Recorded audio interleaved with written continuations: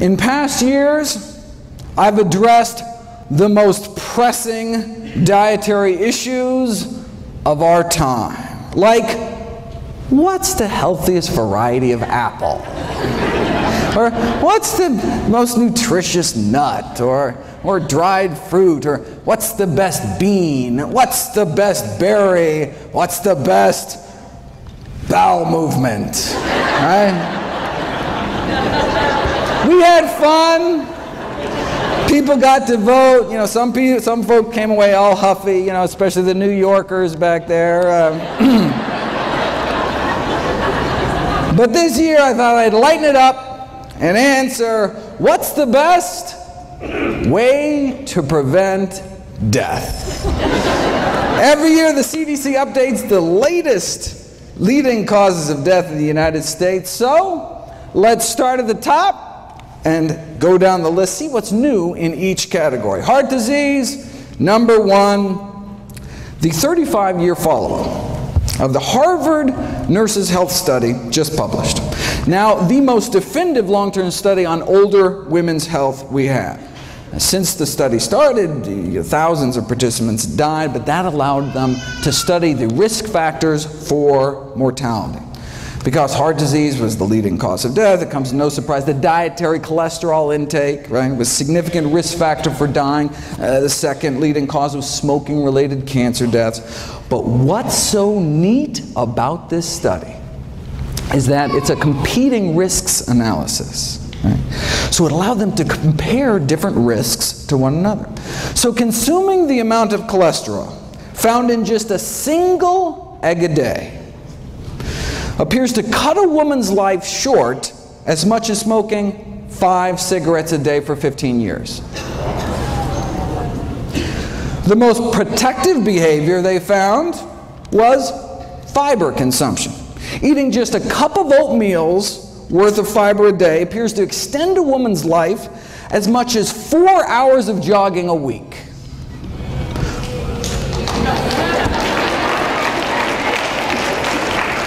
Though you can do both.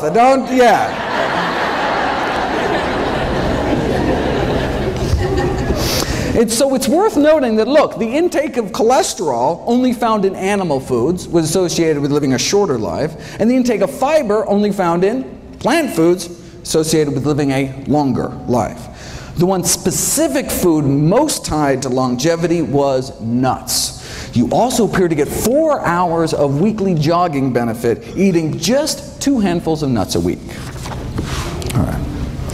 Yeah, heart disease, number one cause of death, but what if your cholesterol is normal, right? Hear that all the time from patients, right? Have to break it to them. Look, having a normal cholesterol in a society where it's normal to drop dead of a heart attack, not necessarily a good thing. And remember, it's our number one killer, right? In a huge study last year, most heart attack patients fell within the recommended targets for cholesterol, demonstrating that the current diet guidelines just are not low enough to cut heart attack risk. Close to half of heart attack victims had cholesterol levels classified in the guidelines as optimal, though I'm not sure their grieving spouses and orphan children will take much comfort in that fact. What is considered optimal is still way too high. Yeah, having a below average cholesterol, reduces your risk, but as the editor-in-chief of the American Journal of Cardiology wrote more than a decade ago, it's time to shift, right, from just decreasing risk to actually preventing and arresting atherosclerosis. We don't want low risk, we want no risk. How do you do it? Well, for the buildup of plaque in our arteries to cease, it appears that we have to get our total cholesterol down to be about 150, right? In other words, the cholesterol must be lowered to that of your average pure vegetarian. Now, but because relatively few people are willing to abide by the vegetarian lifestyle, drugs are required, to get down to similar levels, right? So it's our choice. Now notice though, even though the average vegan has a cholesterol of 150, it doesn't mean that all vegans have 150. That's why I do free cholesterol screenings here at Summerfest. Stop by my table, little drop of blood, just take a couple minutes. I'd be happy to do that for you. All right, so it's our choice, diet or drugs. why not just choose the drugs, right? Well, no, that's a good question. Well, as the good doctor noted last night, the FDA just announced newly mandated safety labeling by law to cholesterol-lowering statin drugs, right? So this is Lipitor, Mevacor, Crestor, Zocor, Vytorin, that kind of thing.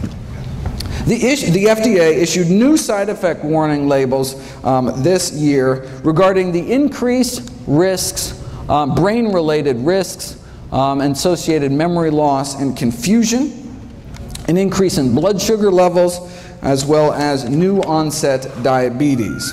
One prominent cardiologist described this kind of Faustian bargain: yes, fewer heart attacks, but more diabetes, right? With all the memory loss and confusion caused by these drugs, folks may have forgot there's actually a way to reduce the risk of heart attacks and diabetes at the same time. Call it the plant-based diet. All right, now cholesterol is just half of the heart disease story.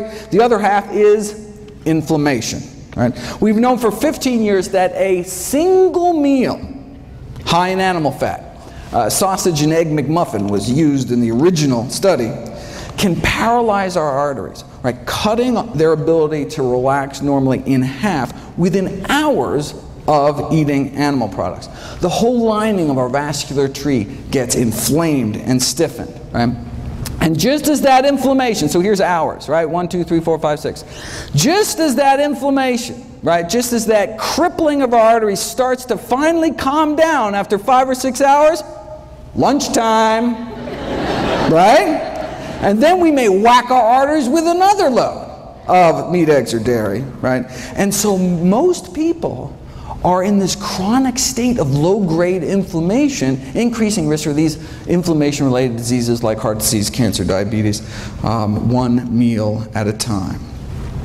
Does the same thing to our lungs. Right? Again, within hours, inflammation in our airways. A single meal causing internal damage, not just years down the road, but literally right then and there, that day, within hours of it going into your mouth. And just this year, we finally figured out, we finally solved the mystery as to why. And it doesn't appear to be the animal fat itself. And it's apparently not the animal protein, which is what's implicated in the inflammation from arthritis. Right? So if it's not the animal fat, it's not the animal protein, what is it? The whole thing is a crazy, cool detective story that I'll be putting in a series of videos next week, actually, July 4th, July 5th, July 6th. But I'll just cut to the chase, spoiler alert. After a meal of animal products, people suffer from endotoxemia. Their bloodstream becomes awash with bacterial toxins, known as endotoxins, that are present in the animal products. So, I mean, no wonder our body goes crazy. These dead meat bacteria toxins aren't destroyed by stomach acid, aren't destroyed by pancreatic enzymes, right?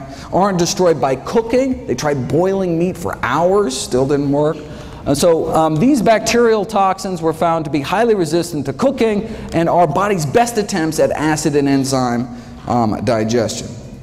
Now, the animal fat actually does play a profound role in this whole process by ferrying the bacterial toxins present in the meat through the gut into our system. So the reason animal products trigger immediate inflammation appears to be because they're so loaded with bacteria that can trigger inflammation dead or alive, even if they're fully cooked. Right? And then saturated animal fat then boosts the absorption of these toxins into our bloodstream. So now that we know what's going on, what do we have to do? Well, from a 2012 follow-up, well, the most obvious solution to this metabolic endotoxemia, okay, well, we can reduce saturated fat intake, which in this country is mostly cheese and chicken, but the Western diet is not conducive to this mode of action, and it is difficult for patients to comply with this request. Right? So what? Let's not even tell them, right? I mean, this patronizing attitude in the medical profession of, oh, patients won't change their diet or stop smoking. I mean, even if it's going to kill them, you know, so why bother, right? That attitude may be one of the real leading causes of death. But let's get back.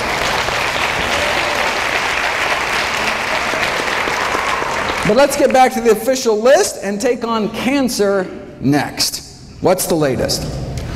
Well, we know from the largest forward-looking study on diet and cancer ever performed by humanity, the incidence of all cancers combined lower among vegetarians than meat eaters, especially some of the fastest growing tumors like lymphomas and leukemias. And for that, the worst meat was actually poultry, chicken. Up to triple the rates for every 50 grams of poultry consumption. A quarter of a chicken breast, triple your risk. Normally, this whole presentation being the kind of quiz show format, but there was a scheduling mix-up. I was supposed to be the last speaker at night, and so I could go long and not interfere with the schedule, but anyway, won't happen again, and so next year back to the quiz show format, and apologize, I had to cut this short. Okay, but the link between meat and cancer is such that even the Journal of Meat Science last year asked, should we become vegetarians? Or they said, can we make meat safer? There's a bunch of additives, for example, that can suppress the toxic effects of the blood-based iron, the heme iron found in meat. Now, the additives are still under study, but could provide an acceptable way to prevent colon cancer, right? Because avoiding meat, obviously, completely out of the question. I mean, that's... They fear that if the National Cancer Institute recommendations to reduce meat consumption were adhered to, sure, cancer incidence may be reduced, but farmers in the meat industry would suffer important economic problems. Now, for those of us more concerned about the suffering caused by the meat industry rather than the suffering of the meat industry, what happens if you put cancer on a vegan diet? Well, the Pritikin Research Foundation just completed this elegant series of experiments, which I want to spend a bit of time on. Simple experiments. They put people on different diets, draw their blood, and then drip their blood on cancer cells growing in a petri dish, and just stood back to see whose blood was better at suppressing cancer growth. They are the ones that published that study showing that the blood of those on a vegan diet was dramatically less hospitable to cancer. Now, even the blood of those on a standard American diet fights cancer. I mean, if it didn't, everybody'd be dead, right? It's just that the blood of those eating vegan fights about 8 times better.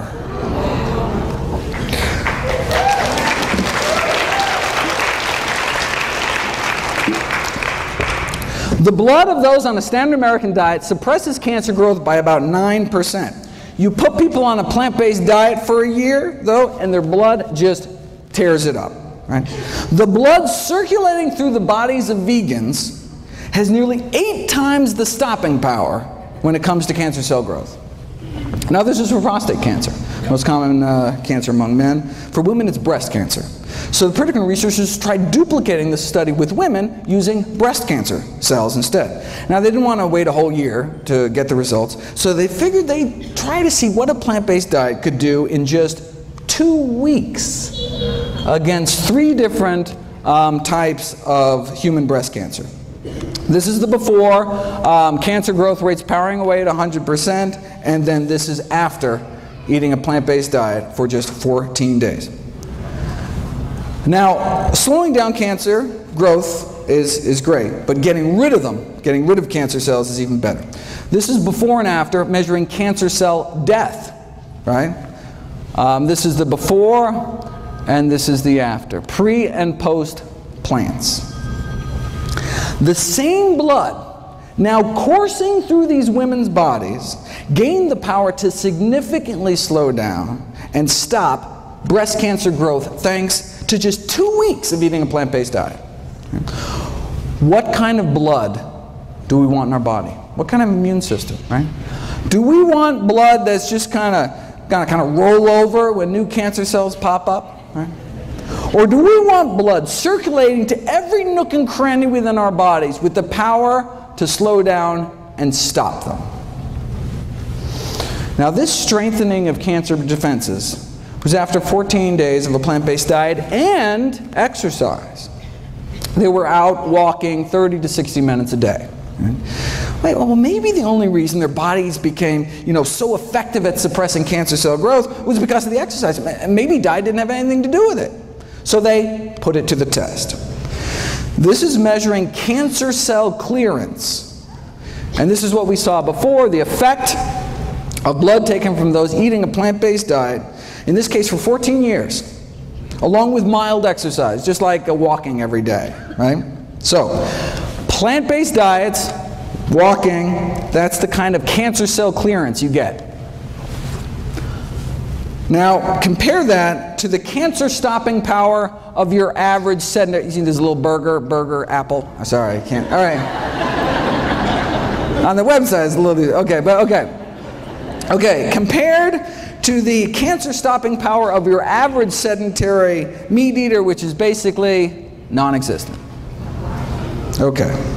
But what about this middle group? Now, this middle group, instead of 14 years on a plant-based diet, they had 14 years of the standard American diet, but had daily strenuous hour-long exercise, like boot camp this morning. Seriously, calisthenics, right? They wanted to know, if you exercise hard enough and long enough, can you rival some strolling vegans? All right. Let's find out. And exercise worked, no question, right? But literally 5,000 hours in the gym, no match for a plant-based diet.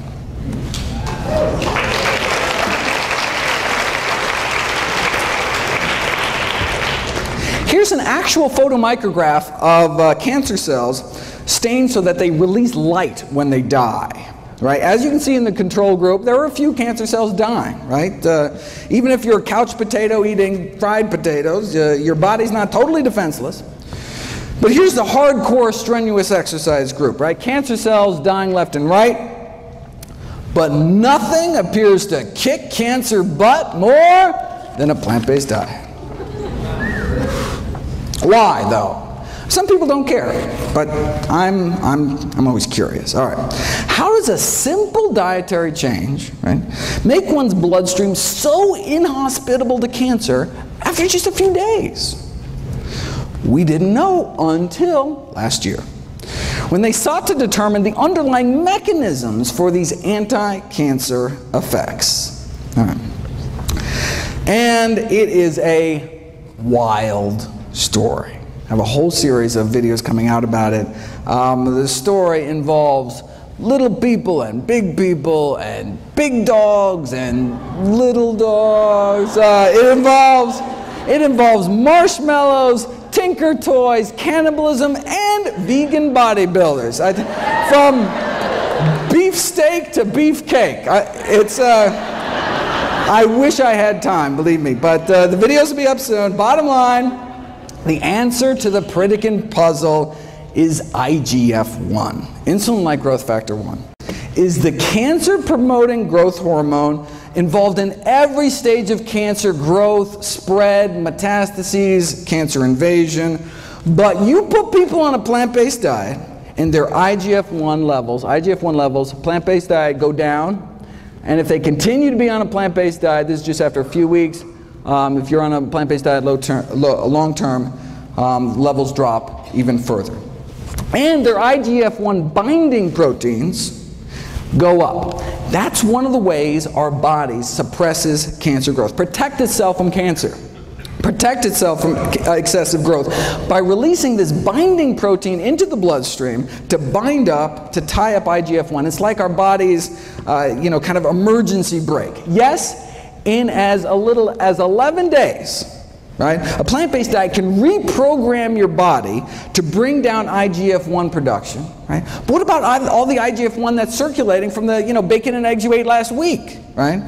So the liver releases the snatch squad of binding proteins to tie up, to take all this IGF-1 out of circulation. And as you can see, it just gets better with time the longer we eat healthy. Here's the experiment that nailed IGF-1 as the villain. All right, same as last time. Go on a plant-based diet, and cancer cell growth rates drop dramatically, right? And cancer cell death shoots up. Already saw that. But then, here's the kicker. Right? What if you added back to the cancer the exact same amount of IGF-1 banished from your body by eating a plant-based diet? Eating plant-based diet goes back. Let's take that same IGF-1, add it back to the cancer, and see what happens, and it erases the diet and exercise effect. It's as if you never started eating healthy at all, right? So that's how we know that lowering animal product consumption leads to lower IGF-1, which leads to lower cancer growth. But how low does our animal product consumption have to go? And how plant-based do our diets have to get? Well, let's look at the IGF-1 levels of meat eaters compared to vegetarians compared to vegans. Right? Does a plant-based diet, is it better at lowering circulating levels of IGF-1 compared to a meat-eating diet or a lacto-ovo diet? And this is what they found. Right? Only the vegans, so meat eaters, vegetarians, vegans, only the vegans had significantly lower levels, and the same relationship was found with IGF-1 binding protein levels, right? That's what we want higher. Again, we got nothing here. One really had to go to that final step, vegans, to significantly bind up all that excess IGF-1 in their bloodstreams. Right? This was a study done on women. What about vegan men? They found the same thing. So even though vegan men tend to have significantly higher levels of testosterone than both vegetarians or meat eaters, which actually can promote the growth of prostate cancer. But the reason a vegan diet can actually reverse the progression of cancer, which I've shown you in previous years, the Dean Ornish work, may be because of how low their IGF-1 levels are. So high testosterone, but still low cancer in the vegans. The bottom line is that male or female, right, just eating a vegetarian diet did not seem to cut it, right? Didn't do your body many favors. Right? Looks like to get that significant drop in that cancer-promoting growth hormone levels, one really has to move towards eliminating animal products altogether. Now the good news is that now, based on what we know about IGF-1, we can predict that a vegan diet may be profoundly protective with respect to risk, for example, for breast cancer in older women. Okay, just 13 leading causes of death to go. All right, let's run through the list here. The top 3 killers used to be heart disease, cancer, stroke. Oh, that is so 2011. Now it's heart disease, cancer, and COPD, like emphysema. All right. Thankfully, COPD can be prevented with a plant-based diet and even treated with plants, if you want to check that out.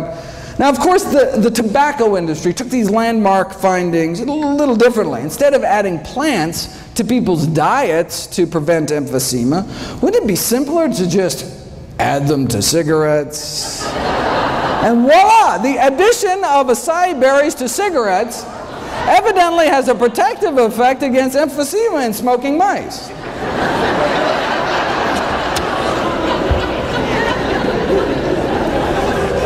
Next, they're going to start putting berries in meat, right? I couldn't make this up, people. Look at this. Adding fruit extracts to burgers, right? Now, this was not without its glitches. The blackberries literally dyed the burgers with this kind of distinct purplish color. Though infusing lamb carcasses with kiwi fruit juice before rigor mortis set in does evidently lead to greater tenderness in the meat. And it is possible to improve the nutritional profile of frankfurters by adding ground up grape seeds, though there were complaints that the grape seed particles, right, were visible in the final product. And look, if there's one thing we know about hot dog eaters, it's that they're picky about what goes in their food. Right?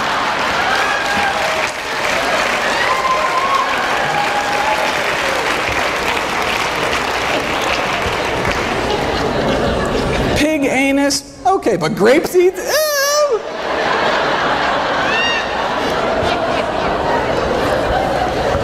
Preventing strokes. Number 4. Preventing strokes is all about eating potassium-rich foods.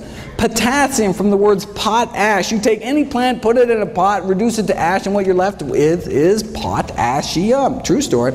But can anyone name me a plant food particularly high in potassium? Why is that like the one thing everyone knows about nutrition? Seriously. Like, did Chiquita have like this great PR firm or something? I bet you could walk into the Heart Attack Grill where they're eating food like this, right? Ask anyone, and they'd be like, I don't know, Dave, but I do know bananas got potassium, right? Right? All right. In reality, bananas don't even make the top 50 sources. Coming in at number 86, right behind fast food vanilla milkshakes. And then bananas. All right. In the top 5 sources are tomato and orange concentrates. And in terms of the whole food sources, it is greens, beans, and dates. In fact, if you look at the next leading cause of death, right, bananas could be downright dangerous.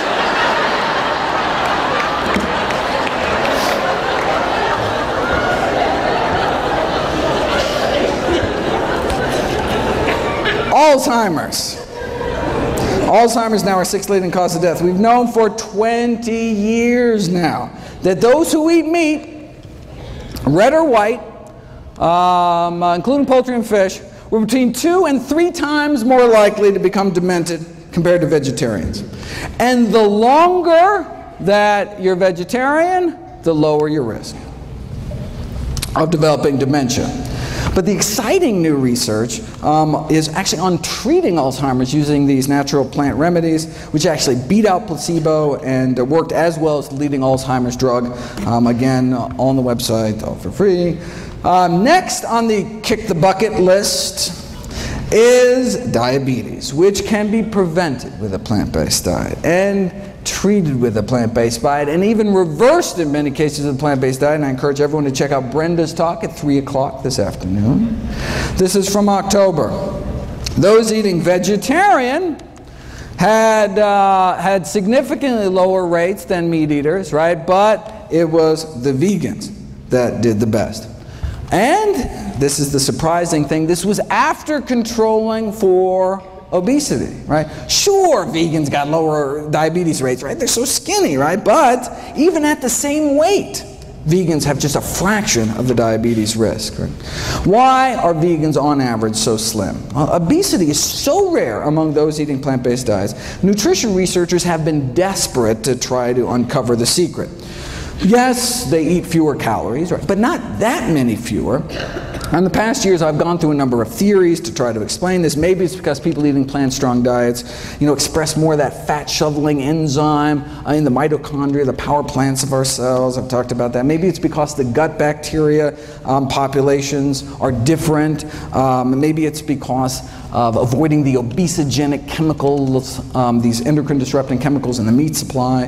There's an obesity-causing virus in poultry that may even be playing a role. We're not sure. Theories keep coming. Here's the latest theory. Maybe it's the propionate. Right? After all, what's one things that's only in plant foods? fiber, right? Animals have bones to hold them up, plants have fiber to hold them up, right? Now we say, I thought fiber was defined as our inability to digest it, right? Well, true, we can't break down fiber, but the gazillions of good bacteria in our guts can. And what do they make with it? They make propionate, which gets absorbed into our bloodstream. So technically we can digest fiber, but just not without a little help from our little friends. But what does propionate do? Well, it inhibits cholesterol synthesis. That's good. It also appears to have what's called a hypophagic effect, meaning it helps us eat less by apparently slowing the emptying of our stomachs, which makes us feel fuller longer. Propionate regulates food intake, or whether it's because it slows the generation of new fat cells, but it results in this overall anti-obesity effect. And we can actually boost the populations of these good bacteria in our guts without taking probiotics, just by eating vegetarian, right? Because we're feeding our little friends with fiber. Animal foods also tend to be kind of calorically dense. For example, to walk off the calories found in a single pat of butter, you'd have to add an extra 700 yards to your evening stroll that day, right? Or a quarter-mile jog to each sardine we put in our mouth, right? And that's just the edible part, right? And any who choose to eat 2 chicken legs better get out on their own 2 legs and go run an extra 3 miles that day to outrun weight gain, right? And that's for steamed chicken, skin removed. Here's the latest. Meat consumption and prospective weight gain, right? We're talking hundreds of thousands of men and women studied across 10 countries with weight gain measured over a 5-year period. What did they find? Total meat consumption associated with weight gain in men and women. The conclusion is that the decrease in meat consumption may improve weight management. And this was after controlling for initial weight and physical activity, education level, smoking status, total energy intake. What? That's the kicker. This was after controlling for calories, right? The link between meat and weight gain remained even after controlling for calories, meaning you have 2 people eating the same number of calories, the one eating more meat may gain more weight. They even calculated how much more. Intake of 250 grams of meat a day, which is nothing compared to what the U.S. Eats, will lead to an annual weight gain of 422 grams, higher than the weight gain experienced with the same calorie diet with lower meat content. Okay? After 5 years, the weight gain would be about 5 pounds more. So same calories, yet 5 pounds heavier eating meat. And steak was nothing. The strongest relationship between annual weight gain was observed for poultry. Right? Let's say you start out at a normal weight, eat a hamburger every day. Right? Well, this is how much extra weight you'd gain in addition to the calories that are present. And if you ate the same number of calories instead of processed meat, like a ham sandwich with 3 slices of deli meat, you'd be up to here. And then half a chicken breast puts you up to here, again, above and beyond the calories. Right? In conclusion, our results indicate that meat intake positively associated with weight gain. This persisted after adjusting for energy intake, and therefore we're in favor of this public health recommendation to decrease meat consumption for health improvement. For more, make sure to check out the meat industry's take on this study, very interesting, as well as PCRM's wonderful work trying to put a vegan diet to work in a corporate setting. Kidney failure, 8th leading cause of death, can be prevented with a plant-based diet, can be treated with a plant-based diet. Why? Because our kidneys are highly vascular organs, right? That's why kidneys look so red inside. Right? Our 2 little kidneys filter through our entire bloodstream. And so, if the standard American diet is so toxic to blood vessels in our heart, brain, and pelvis, leading to heart attack, stroke, sexual dysfunction, what might it be doing to our kidneys? Long story short, Harvard researchers found 3 significant risk factors for declining kidney function, meaning you start to lose protein out of your urine. Your body's not supposed to be peeing out its protein. The 3 risk factors for declining kidney function were animal protein, animal fat, and cholesterol. Right? It's not protein, it's not fat. Animal protein, animal fat. No relationship found with plant protein and plant fat. Not only do vegans appear to have better kidney function, but dramatic improvements were found treating kidney failure patients with pure vegetarian diets after just 1 week. All right. Leading killer number 9 is people dying from respiratory infections. Check out my video, Kale and the Immune System, talking about the immunostimulatory effects of kale. Is there anything kale can't do? And if you look at my video, Boosting Immunity Through Diet, which is actually, if you can see this, June 28th. This is just the video of the day that went up on Wednesday.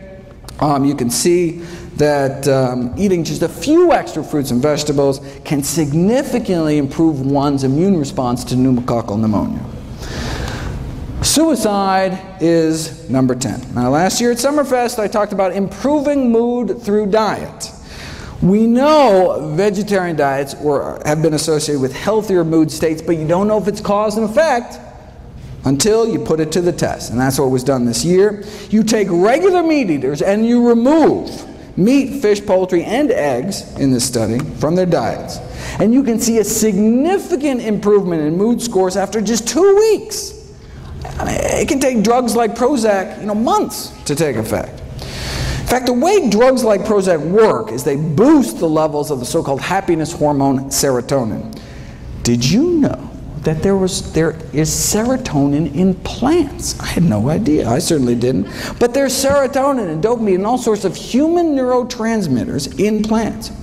So much so, there's been a call to start treating depression with high-content sources of serotonin. Like plantains, pineapples, bananas, kiwis, plums, and tomatoes. Right? And what's the what's the side effects? You get a little seed stuck in your teeth or something? Right?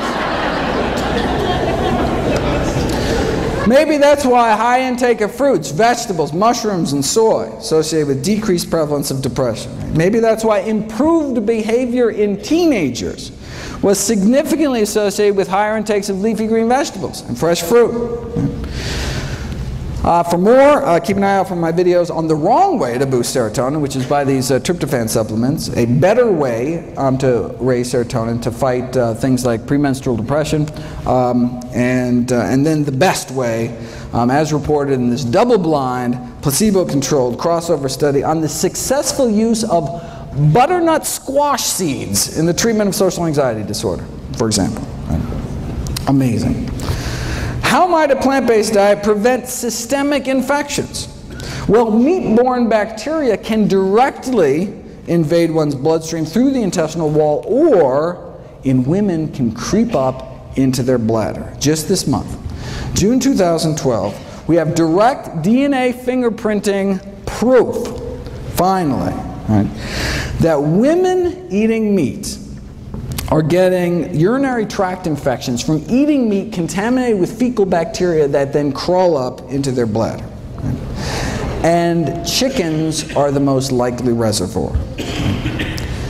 Wait a second. You can't sell unsafe cars. You can't sell unsafe toys.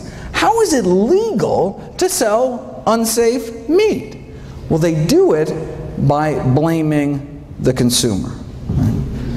As one USDA poultry microbiologist said,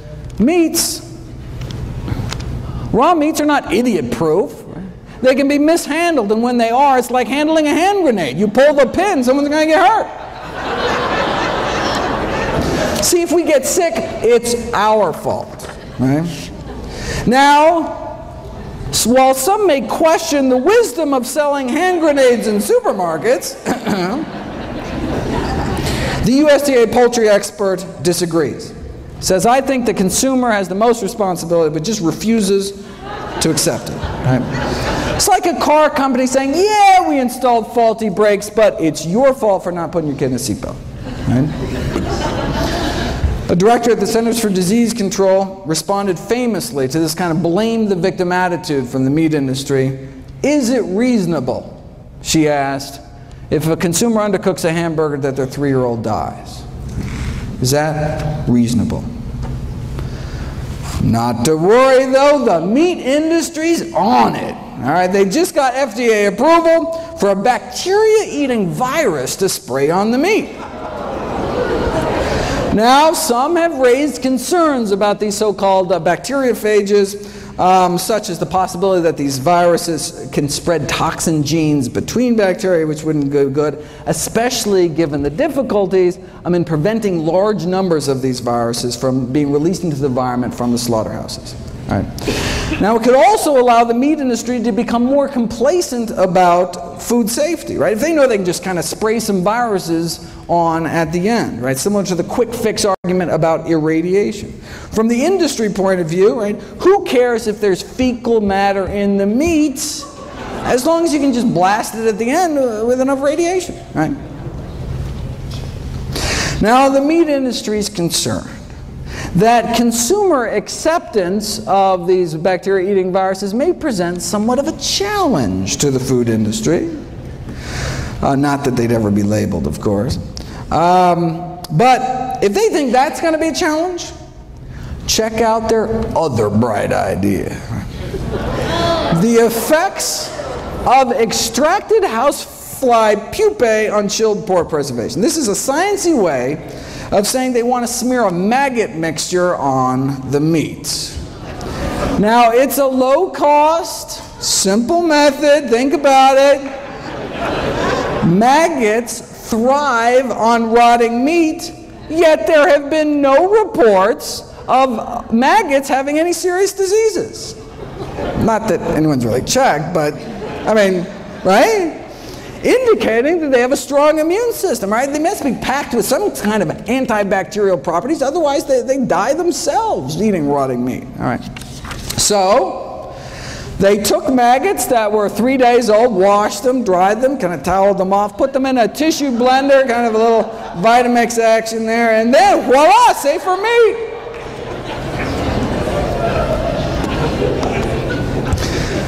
We did kidney failure. What about liver failure? We've known for 35 years, since now you can't even see this, 1977, that a vegetable protein diet can be used to treat liver failure, significantly reducing the toxins that otherwise would build up eating meat with a less than functional liver, right? Imagine eating meat without, without a fully functioning liver to detoxify your blood. Right? I do have to admit, though, that some people living on plant-based diets have worsening liver function. They're called alcoholics. In fact, strictly plant-based, right? Living on potatoes and corn and barley and grapes. Still, however, not doing so hot. It's unclear. High blood pressure is up next, so-called essential hypertension, essentially only found in those who eat meat. Again, look at this. We've known for decades, it's 1974 out of Hopkins. Right? We've known that consumption of foods of animal origin highly significantly associated with blood pressure even after, again, the weight effects are removed. Right? Fast forward 39 years to 2012, and compared to non-vegetarians, compared to meat eaters, as you get more and more plant-based, right? So meat eater to flexitarian, to just eating fish, to lacto-vegetarian, to vegan, looks what happens to hypertension, high blood pressure, right? There is this progressive reduction in risk to just a tiny fraction. Right? See the same thing in diabetes. Here's diabetes, right? Again, the stepwise reduction of risk as one eliminates animal products on down. Right? And and same thing with body mass index, right? As you can see, obesity rates get lower and lower. In fact, vegans are actually the only population, on average, that was not overweight. Even the vegetarians were overweight. All right. Diabetes, hypertension, leading causes of death. Is it going to take the medical profession another 39 years before we actually do something about it? How long does it take being vegan to bring blood pressures down? 12 days, right? McDougall took 500 meat eaters, put them on a vegan diet over a span of 11 days. Dropped their blood pressure 6%, about double that drop in those that were hypertensive to begin with. 14th leading killer, Parkinson's disease. Does a vegan diet reduce risk for Parkinson's disease? Good question. Well, we know that every single prospective study ever done on dairy products, milk consumption, and the risk of Parkinson's disease found increased risk of Parkinson's. Why? Well, one possibility is that dairy products in the United States are contaminated with neurotoxic chemicals. There's substantial evidence suggesting that exposure to pesticides may increase Parkinson's disease risk, and these autopsy studies have found that the levels of these pollutants and pesticides in the brains of elevated levels in the brains of Parkinson's disease patients, and some of these toxins are present at low levels in dairy products. And they're talking about toxins like tetrahydroisoquinoline, which is a Parkinsonism-related compound found particularly in cheese. Now, although the amounts of this neurotoxin, even in cheese, are not very high, the concern is that they may accumulate. These neurotoxins may accumulate in the brain over long periods of consumption. And finally, aspiration pneumonia, which is caused by swallowing problems due to Parkinson's or having a stroke or Alzheimer's, all of which we've already covered. All right, so where does that leave us? These are the top 15 causes of death, the top 15 reasons Americans die. And a plant-based diet can help prevent nearly all of them, can help treat more than half of them, and in some cases even reverse the progression of disease, including our top 3 killers. Now, there are drugs that can help too, right? You can take one drug to treat cholesterol every day for the rest of your life, another drug for blood sugars, a few more pills for your blood pressure. Right? The same diet, though, does it all, right? It's not like, you know, one diet for this and then a different diet for this, right? One diet to rule them all. And what about drug side effects? Right? I'm not talking about a little rash or something. Prescription drugs kill more than 100,000 Americans every year. And I'm not talking about medication errors, not abuse, not overdose. We're talking, this is just deaths from side effects, so-called ADRs, adverse drug reactions to prescription drugs. Wait a second, 100,000 deaths a year? That means, let's go down the list. Whoa, that means that the 6th leading cause of death in the United States is doctors. The 6th leading cause of death is me. Thankfully, I can be prevented with a plant-based diet.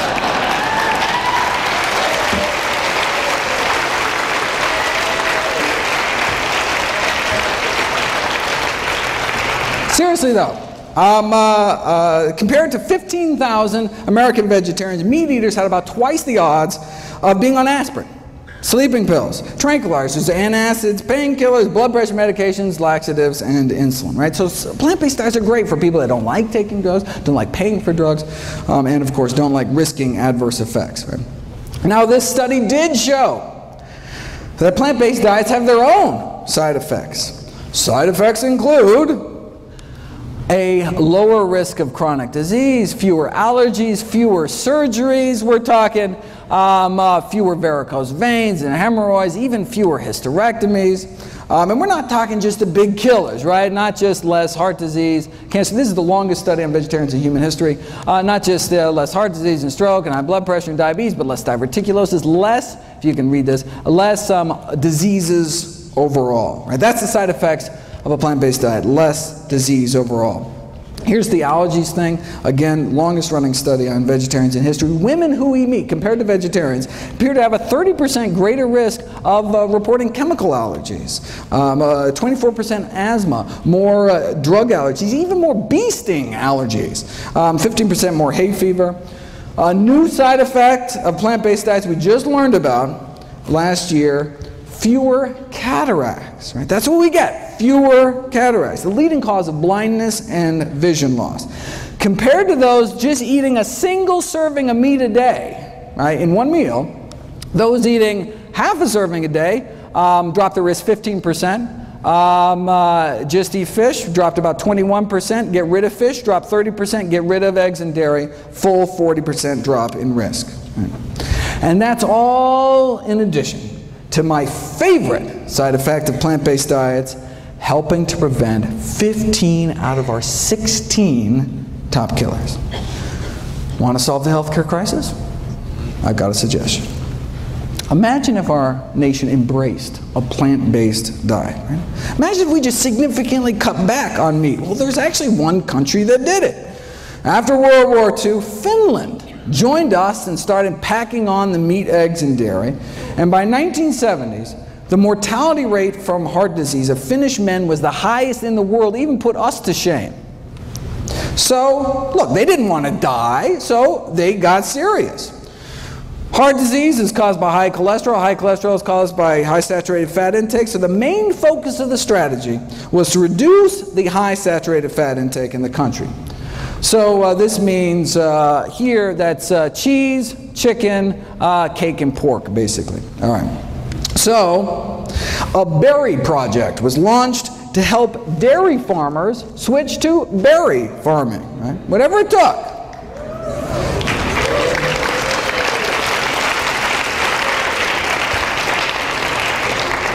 And indeed, many farmers did switch from dairies to berries. They pitted villages against each other in these friendly cholesterol-lowering competitions to see who could do the best. All right, so how'd they do?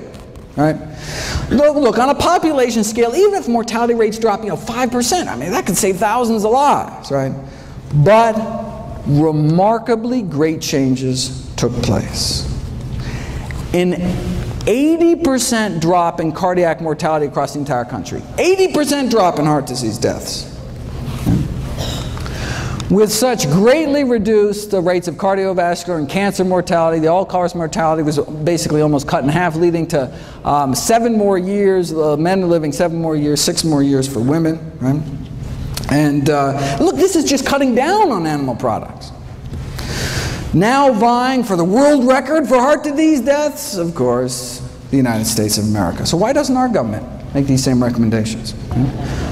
Well, I've got this whole series of videos on the conflicts of interest within the U.S. Dietary Guidelines Committees. They're the ones that make the recommendations, right?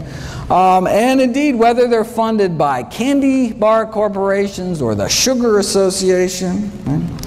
Or a member of McDonald's Council on Healthy Lifestyles, serving on Coca-Cola's Beverage Institute for Health and Wellness.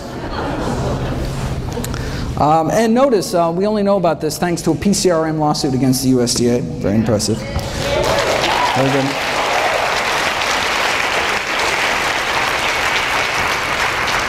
One committee member served as the Duncan Hines brand girl and then as the Crisco brand girl. These are the folks, all right, dictate U.S. nutrition policy, right? If you read the official dietary guideline recommendations, you'll note that there is no discussion at all of the scientific research on the health consequences of eating meat. Why? Because if the committee actually discussed this research, it would be unable to justify its recommendation to eat meat at all, as the research would show that meat increases the risk for chronic diseases, contrary to the purpose of having dietary guidelines in the first place, right? Thus, by simply ignoring the research, the committee is able to come to a conclusion that would otherwise look improper, right? All right. So they can't even talk about the science. Right? We know that a plant-based diet, fruits, vegetables, whole grains, legumes, no meat, reverses heart disease, completely prevents death from heart disease, slows the progression of cancer, and the almost identical diet promoted by the World Cancer Research Fund prevent cancer based on the largest review of scientific studies to date. But again, right, they can't even talk about the science because how could they justify anything but a plant-based diet? Let me end with what's probably the best summary of nutrition policy in the United States that I've ever seen. The new dietary guidelines have been released. Right? They tell us to eat healthier, but not as healthy as to noticeably affect any corporate profits. Thank you very much.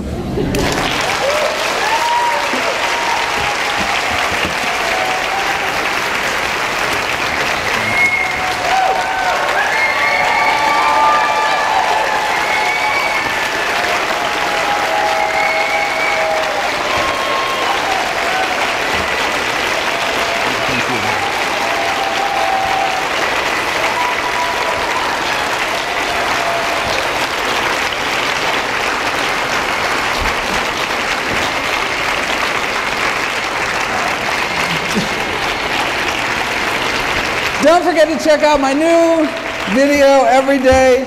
Please share the site with friends and family. Buy them all DVDs, all proceeds to charity. And remember, please feel free to stop by for a free cholesterol check. See everybody there. Thank you, Dr. Greg.